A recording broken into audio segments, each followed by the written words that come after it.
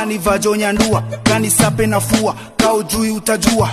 Mimi kani beat na ua, mimi kani shash na jua, mimi kanivajonya ndua, kanisape na fua, kaujui utajua. Okay, for those of you guys who are saying you've lost all respect for me and stuff because I said the N-word, I'm literally African, bro. I'm East African. I'm Somali. This is my older sister. Like, yeah, labadina Somali. I am African. I am black.